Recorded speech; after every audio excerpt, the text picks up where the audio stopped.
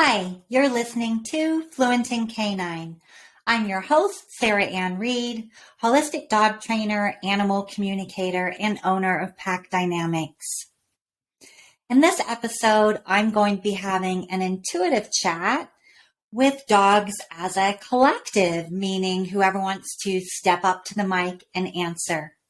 And for those of you who are new to the show, when dogs communicate with me intuitively, I see images and videos in my mind. If it's something emotional, I will feel that emotion myself. If it's something physical, I will feel the sensation in my body. For example, a pinching or a throbbing. And then in my mind, they will show me an image of their body and highlight the area they're experiencing that sensation. And it's like feeling the words that they're sharing with me. So it's usually a combination of all of those things. When I talk to dogs as a collective, I am talking to dogs sometimes who have transitioned and crossed over Rainbow Bridge and want to share advice, as well as dogs who are currently having a physical experience and want to share their input as well. I don't go into who I'm talking to because it's only a 30-minute show and they have shared that this is not important. But I usually see a lot of dogs kind of sitting around a table with a mic in the center. So it's always a surprise to me to hear what they have to share. The topic today is separation anxiety. I'm sure there are so many of you listening who may have a dog with separation anxiety and want some more insight. So let's find out what they have to share. As I'm communicating with them, my eyes are closed, which allows me to see their messages more clearly. And my left hand always comes up. I guess it's like picking up the phone to talk to someone. So here we go.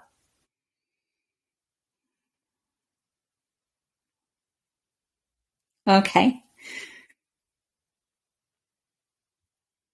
I'm seeing a big round wooden table with a lot of dogs that have stepped up to participate today and help give insight as to why dogs have separation anxiety, really how to see it from their perspective. Okay, thank you. What would you like to share today that would be most helpful for people to know about separation anxiety? Okay. They're saying that dogs display separation anxiety in many different ways. Sometimes people don't realize that their dog has separation anxiety. Okay. Sometimes dogs are pulling the drywall out, right? Because they're so stressed out trying to get through the door to get to you, or pulling off the door frame. Sometimes they'll pull up the carpet trying to dig their way out. Okay. If they're in a crate, they may damage their mouth trying to get out of the crate to get to you, to follow you. They may destroy something in the house because they're so stressed out, they don't know how to handle that anxiety. They could howl while you're gone. They may bark while you're gone. Or they may do something more subtle, even something that you view as cute, like sitting at the window and watching as you leave and staying there until you come back. Or they may sit at the door, right? Okay.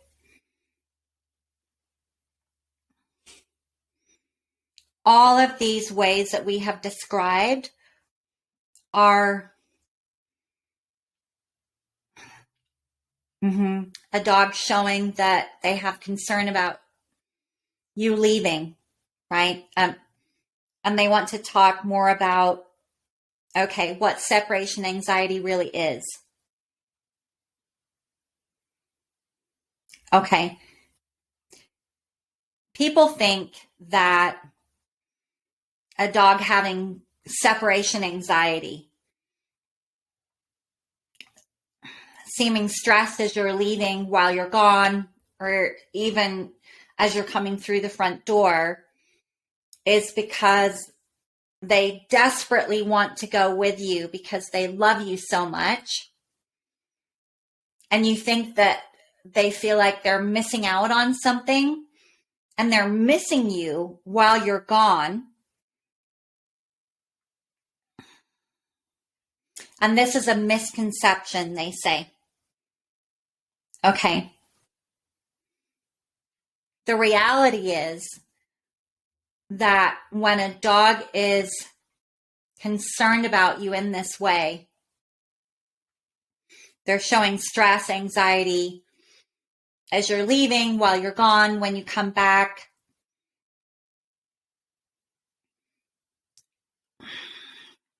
They are really concerned about you leaving without them, right? Okay. And they're saying this is going to be such a big shift in perspective for people because, yeah, people think, oh, I'm going to give them a Kong with kibble and seal it with peanut butter, for example, to give them something to occupy them while I'm gone, or I'll give them a bone to chew on.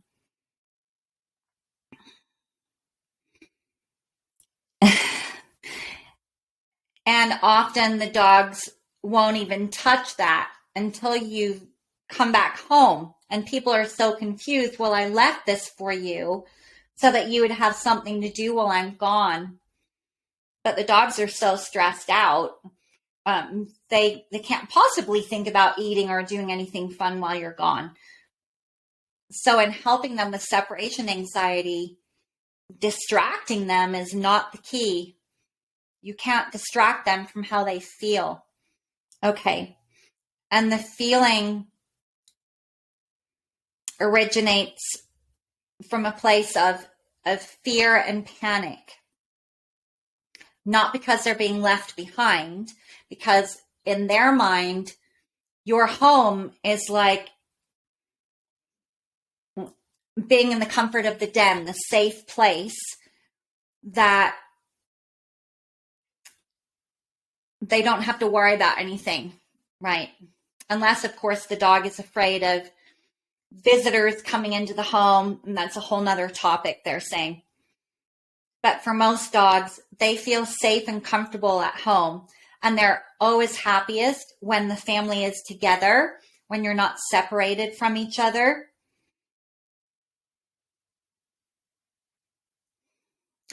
And for dogs, even though they're living in our domesticated world now, they are still canines, even though we think of them as our fur babies, our family members. They see us as their pack members, which is still family, but dogs look for boundaries and comfort in different ways than children do, right? So if you are trying to comfort them and explain things to them in a way that you would a child, it actually contributes towards their anxiety and fear because you're making a big deal about something, when in the canine world, okay, if you're making a big deal about something, that means there's something to worry about. Okay. And if you are not showing your dog from their perspective that you are taking care of them in a way that makes sense to them, then you're not the equivalent of their dog parent. You're the equivalent of the puppy who can't protect them, can't help them feel safe, and also the puppy who leaves without them out into the scary wide world with the garbage can and the UPS guy and all of the people and all of the other dogs and everything that dogs will never ever understand. Yes. Okay. And they're saying providing good quality food for your dog, taking them on walks and giving them exercise and playing with them, giving them snuggles and lots of affection. That's really wonderful, but that is not showing leadership to your dog in a way that dogs look for leadership and guidance and comfort, right? Okay. So if you are not showing them that you are taking care of them, essentially, right, in a way that dogs understand, then they say, well, oh my goodness, if you're not the decision maker and you're not taking care of me, then I need to take care of you because you're acting like the equivalent of the 2-year-old child or the puppy. So that means that you're probably don't know what you're doing when you leave the house without me. Okay, and they're wanting me to go into more detail about this so that you can understand. Okay, so the way that dogs will show you that they are feeling responsible for taking care of you is if they're constantly barking at things going by your house and you address the barking and they don't stop, right? If you say no bark to them, it's just like barking with them.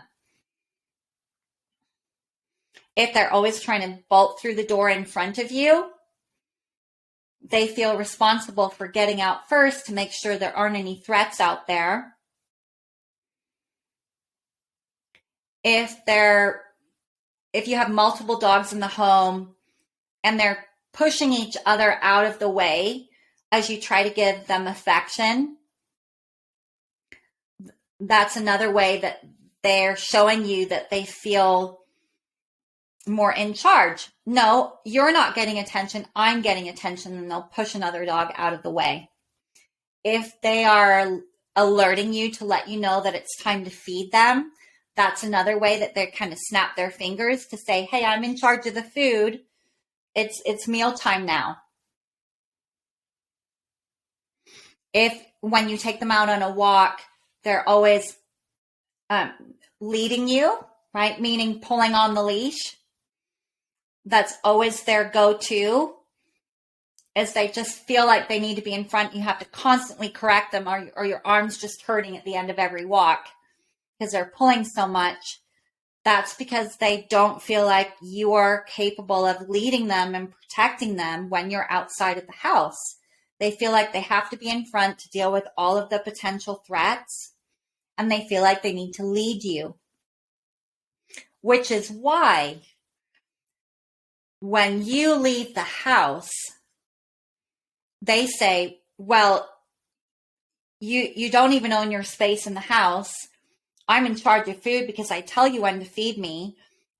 You don't know how to deal with threats when I alert you by barking to tell you that I've seen someone go past.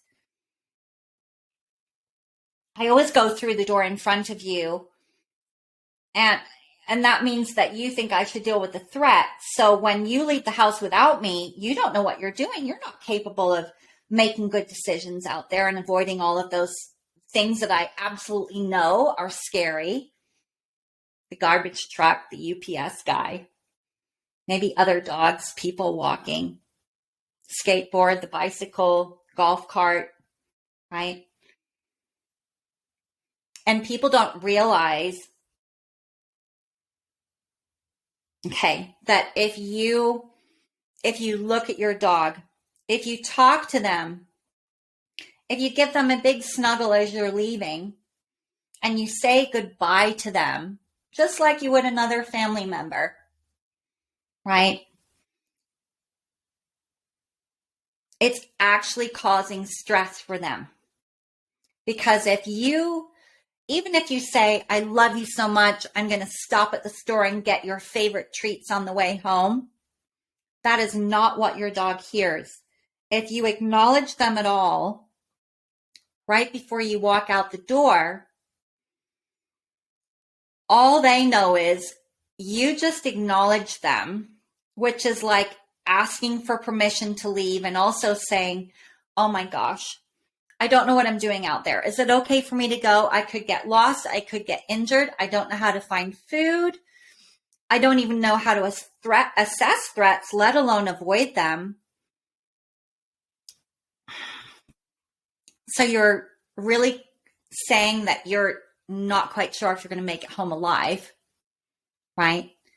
As you leave. No wonder they try to go through the door with you, or they're waiting at the door, they rush to the window, or they're howling while you're gone. That is so stressful. And they're saying, just take a moment and think about how afraid you would be if you truly thought that every time one of your family members left the house that they may not make it home alive. And just let that sink in for a moment.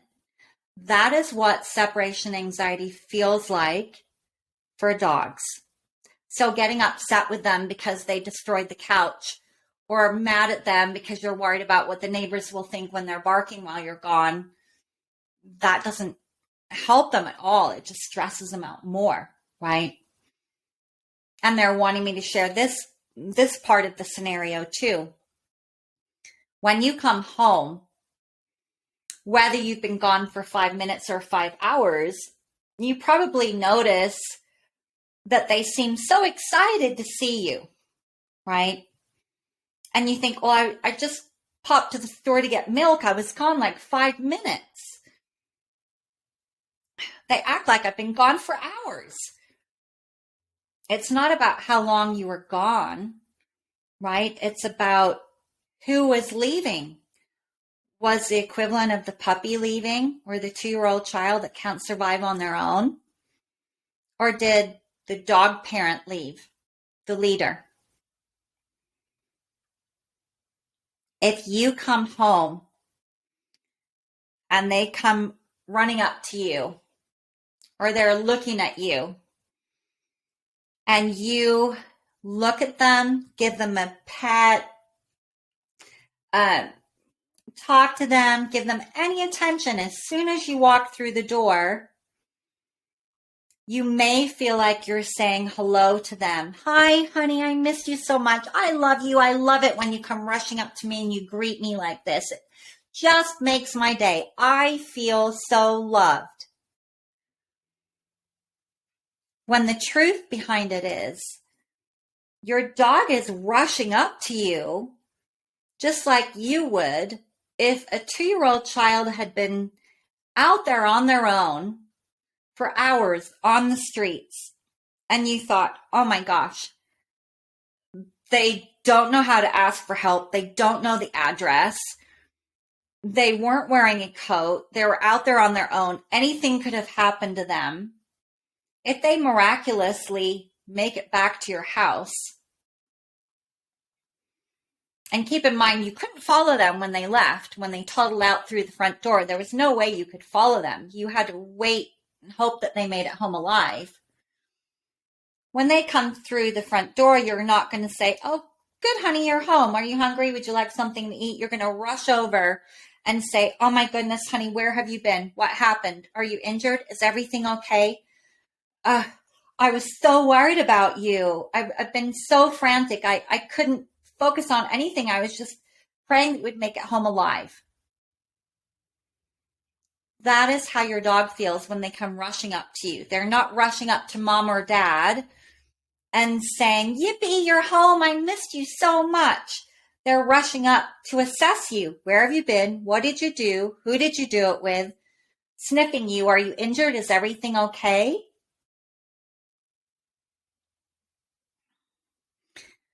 And if you acknowledge them at all, you look at them, you talk to them, you pet them, as soon as you come through the door when they're feeling stressed like that, that is like saying to your dog, "Oh my gosh, I barely made it home with my life. Oh, I didn't know what I was doing out there. I almost died. Oh, it was so scary." And they are going to think, "Yeah, I know. I see scary things out there all the time." Right? So without meaning to,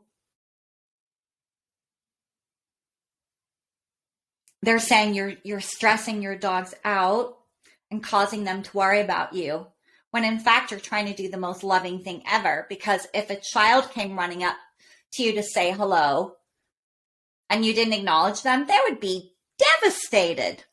And because our dogs mean so much to us, they're saying, yeah, you treat your dogs like children, forgetting that they are a different species, even though they live in your home. Okay.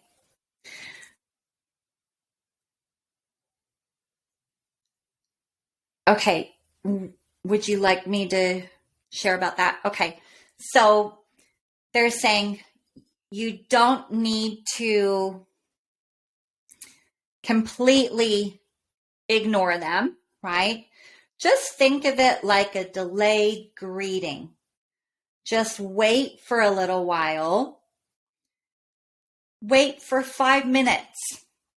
After you come home, just walk in carrying your groceries or whatever you need to.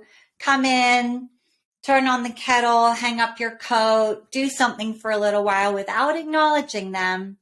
Just wait until they calm down for a few minutes and have stopped trying to get your attention. And then calmly call them over and say hello. And you will find that if you allow them to change their mind, because they're showing, your dog's wheels will start turning and they'll say, "Oh, you didn't come home in a panic?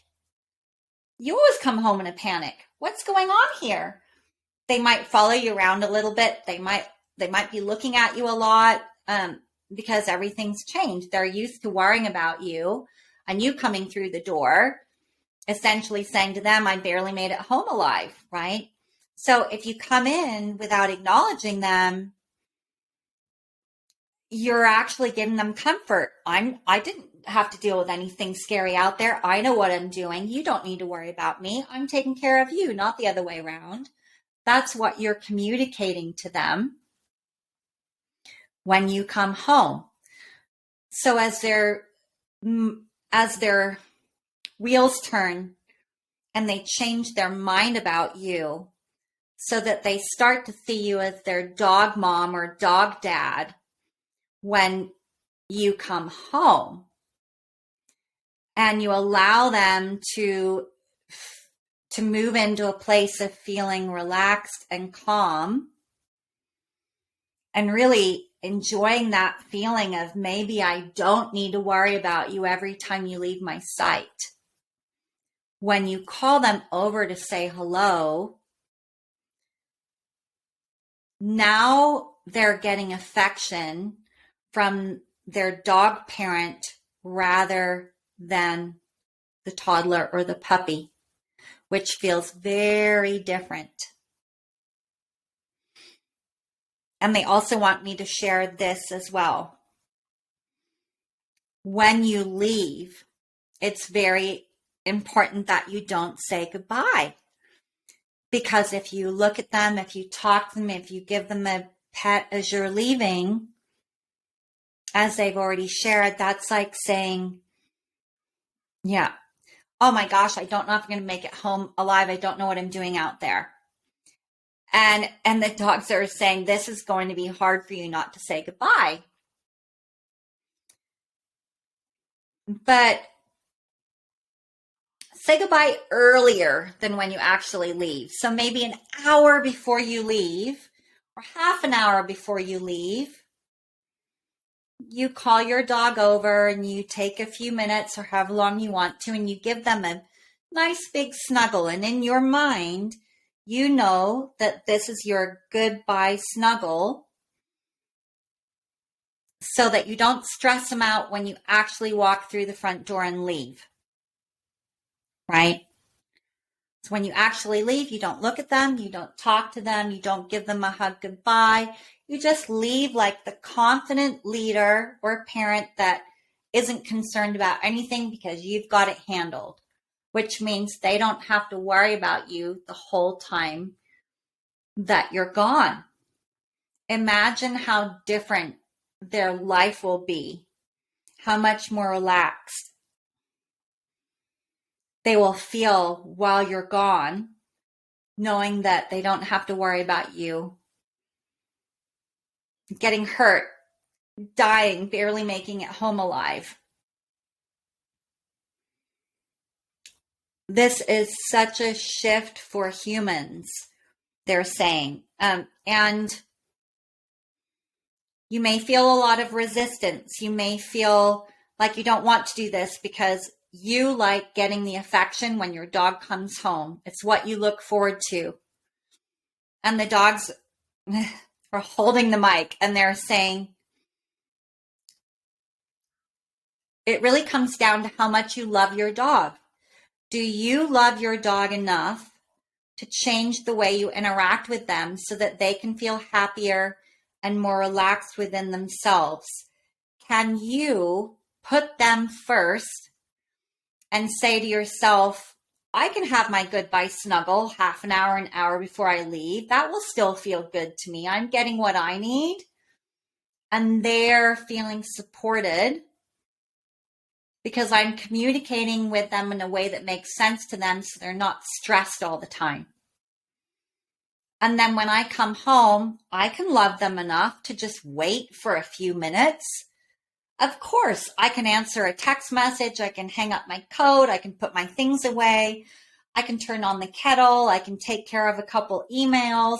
I can do a few things when I come home and wait for them to settle and relax before I call them over to say hello.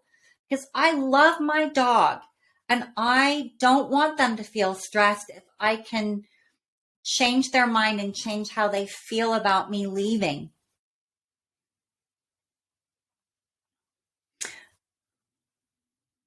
So they're saying now that you understand how you've been affecting your dog with your behavior, the key to resolving separation anxiety is not stopping your dog from doing anything. It's about changing what you do, how you interact with them, so that your dog can start to feel differently. Your dog is not being quote unquote a bad dog because they're howling or barking while you're gone, or because they've destroyed something while you're gone. They are showing you that they're terrified and they're panicked. They're stressed. They're truly, truly worried about you every time you leave their sight. And it is, they're saying it is your job as a dog parent to step outside of yourself and recognize that while your dog is a family member that is loved and treasured, they are precious to you. They speak a different language. They do not understand English, and they never will. You may be able to teach them a word here and there with repetition and positive feedback, but it doesn't mean that they understand a full sentence, right? Okay, and there's some more here that they want to share about this. Okay, for dogs who have been abandoned in the past. Most rescue dogs, right?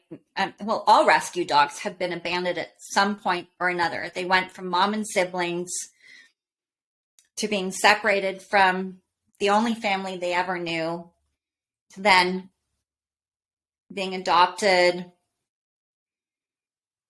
going into a home, going to a shelter, going to a rescue organization, maybe being adopted again, being returned to the rescue.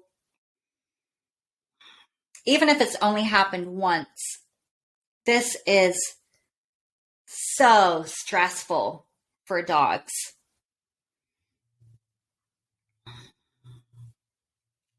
Okay. If they have just been dumped off at the shelter or dropped off at someone's house who's going to foster them with a bag of dog food and not much else, no transitional time to adjust. It is such a horrible experience for the dog to be yanked out of their home, put into especially a shelter where all of the dogs are stressed. They're all stressed. They've all been abandoned. They've all gone through something, maybe been abused, neglected, and they're all feeling stressed together. They're saying it would be very hard for a human to understand how extremely traumatic this is for a dog. Okay. And when they are adopted, it's very important that people recognize just because you've brought them home doesn't mean that all of that anxiety goes away. As we've said before, feeding us good food, taking us on walks, playing with us, snuggling with us on the couch, that doesn't take away that fear that it could happen again. Well, I'm with you now, but when are you going to leave me? Or when am I going to be taken back to that place that neglected me or abused me? Where am I going to be now? It can take months for a dog to learn to feel safe and comfortable. And yes, and the dogs are saying, there are so many wonderful, amazing dogs who are adopted, brought home, and then because they have separation anxiety and they're struggling because they're panicked and they're stressed and they're afraid of being abandoned again, they are dealing with it in the only way that dogs know how, having what people have termed as behavioral issues, which is just a dog showing that they're feeling stressed and overwhelmed. Yep. Okay. Maybe howling while you're gone, destroying furniture, instead of coming from a place of compassion and understanding and realizing, oh my goodness, of course this poor dog is stressed out. This is their third home that they've been in, and they're a year and a half or however old they are, right? Really doesn't matter. Of course they're stressed out. You know, we realize that they can't be left alone. So we're going to take them to doggy daycare on the way to work and pick them up when we come home. Or we're going to have someone come and stay with them. We're going to take them to our friend's house that works from home so that they're never left at home until we can resolve this separation anxiety, which can take months to resolve. It can take 4 to 6 months to resolve, right? And it takes work. It takes a lot of consistency and patience. And the dogs are saying, if you can hang in there and you can love these dogs as they are and hold this safe space for them. They're showing a nest. You're holding this safe space for them to allow them to relax and know that this is their forever home, that you will meet them where they are. You will honor their feelings. You will try to understand what they're thinking, what they need, and you will do whatever you can to support them and feeling safe and understood and accepted and respected. And you put in a little time every day with training, specifically helping them with separation anxiety and everything else that they shared too. All of that contributes towards separation anxiety. If you can change the way you interact with them, they will reward you by coming out of their shell, out of their cocoon. Like a butterfly, you will see them evolve and grow and change. And you will, over time, you'll see who they really are. You'll see them feel more relaxed and calm in themselves. They'll feel more playful. They'll be more affectionate. You'll see who they really are by giving them a chance to learn to feel truly safe.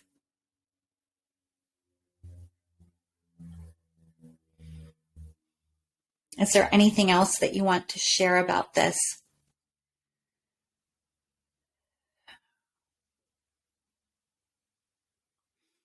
Okay, they're showing me a clock. It feels like our time is up. And they're saying this is a really good start for you to begin to understand what separation anxiety really is, what contributes towards it, and the beginnings of how to start helping your dog not feel so stressed when you leave the house. And they're saying, again, we know that this is a complete change in the way that you look at things. But if you continue to acknowledge them right before you leave and as soon as you come home, they will never, they will never change their mind about you. They will always have separation anxiety. You can't explain it to them. Oh, and there's one more thing. Sometimes dogs need additional help. To help heal that trauma of being abandoned. Sometimes they need additional healing to really address that wound. And is there something you can share that people can do right now? Okay. They're saying something that you can do is, yes, okay, sit with your dog, maybe once a day. You just sit with them, and in your mind, you're showing them an image of your family with them included. However this feels to you, maybe it's everyone in a circle holding hands and your dog is holding hands with the family members too, or your dog is in the center of the circle and everyone is beaming love towards the dog, and you're seeing this in your mind with hearts coming towards the dog, right? So it's very important that in your mind you imagine what it feels like to be part of a family, whatever image that is for you. You bring that up. Your dog is included in this image, and you communicate with them through this image and your feelings what you would like to share with your dog. We love you so much. You're always going to be part of our family. We see you. We understand that you need to feel safe, and we love you. We accept you just as you are, and we're going to help you. We're going to help you realize that this is your forever family. And we're holding this space for you to heal. And we're not in a rush. You take all the time you need. We're patient. We love you. We've got you. If you can have this intuitive conversation really with your dog, you can say it out loud if you need to. The important thing is bringing the image in your mind, including your dog in this image, because dogs are very intuitive. They can feel the images that we're sharing with them. It's the easiest way to communicate with them. And if you share your feelings with this image, they will feel that too. And it truly will, yes, it truly will help your dog. Okay, they're wanting me to share this with you. I myself adopted a dog just over 6 months ago.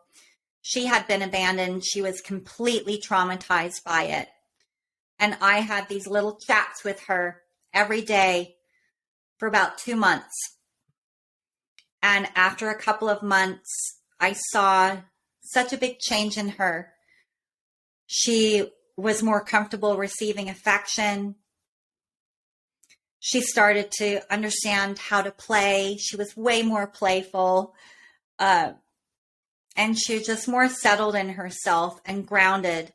And I could tell that she finally knew in the core of her being that this was her forever home, that I was always going to be her mom. And it's the most beautiful gift that you can give a dog, to know how to truly help them and help them know that they're not going anywhere, that they will always be your fur baby. And they're saying this is a good story to end on. Thank you so much for all of your insight and advice. You've been listening to Fluent in Canine. I hope you've enjoyed the episode today. If you're interested to find out more, please check out the website packdynamics.com. There is an online training program that walks you through this whole process, how to see the world from their perspective, how to learn how to help them with separation anxiety and many other typical behavioral issues. Until next time.